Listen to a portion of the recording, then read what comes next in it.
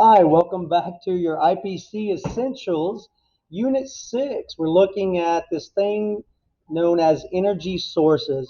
And what we're talking about here is really kind of the environment, the impact of energy sources on the environment. Um, and then we're looking at renewable fuels and non-renewable fuels. And so this one is pretty common sense type things. And you've probably heard a lot of this since you were younger. So let's go ahead and take a look at what we're talking about with this stuff.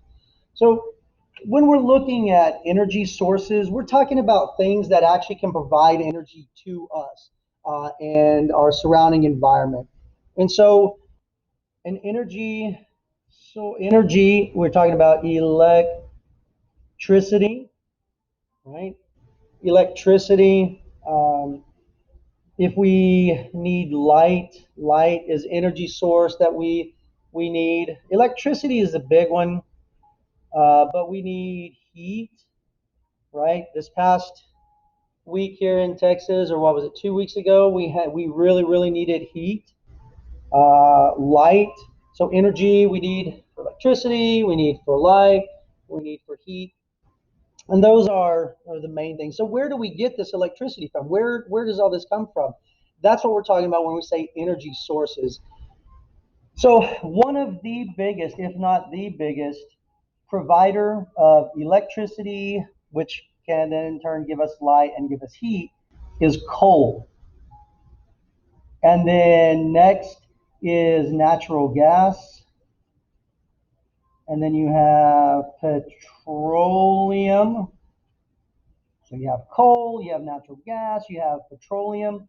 These are the big three. These are the things that provide us the most, probably 70 to 75% of our energy sources come from these things: coal, petroleum, natural gas, oil, those types of things. And all of these things are what's known as fossil fuels. Fossil fuels. These are non renewable. Non renewable. And that just means that they're in the ground, and once we use them, they're gone. Now, they continue to find ways and different pockets and things. So we have lots and lots and lots of this stuff left. So we have hundreds and hundreds of years left on this stuff. So that's the good thing. It just they're non-renewable. They are fossil fuels. They say that they come from living biomaterial from years and years and years and years and years and years and years and years ago. Fossil fuels. Now, these are our energy sources, right? That's where we get our energy from coal. We burn coal, natural gas, petroleum, right? So those are non-renewable. We can also get electricity, light, and heat from other sources. There's geothermal. Geothermal. That's where you can find pockets in the ground and it releases steam. And so when it releases steam, you can turn turbines. Geo referring to the earth, thermal. So you have places where it's really hot in the earth and it releases steam, kind of like a volcano, not really a volcano, but kind of like that. So you have geothermal. That would be renewable because we're not really using it. It's already happening in the earth. You have windmills, and you have wind, and so these windmills turn, and when they turn a turbine, they can produce electricity. So you have windmills, we have solar cells. All right, you have solar cells, you have nuclear. It's another energy source, nuclear power plants. So all of these things can provide us electricity, which can in turn provide us with heat, light, and anything else that we need.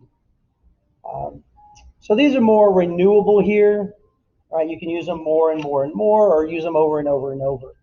Um, so really, when you start looking at energy sources, we're just trying to find a way to be more conscientious of the environment, recycle, right? If you recycle, then you can reuse some of those things like plastic. Sometimes you can redo paper, cardboard, things of that nature. So recycling really helps the environment and helps to save energy costs because we're not using energy to make more of those things. We can reuse some of those things. Conservation of water, being able to fix leaky pipes, drips, things of that nature where you're not wasting so much water. That helps to conserve energy because we're not putting energy into those things. Um, and so the other thing that we really wanted to just quickly talk about is what is nuclear power? What is nuclear power? And so in our nuclear power plants, we go through a process of fission.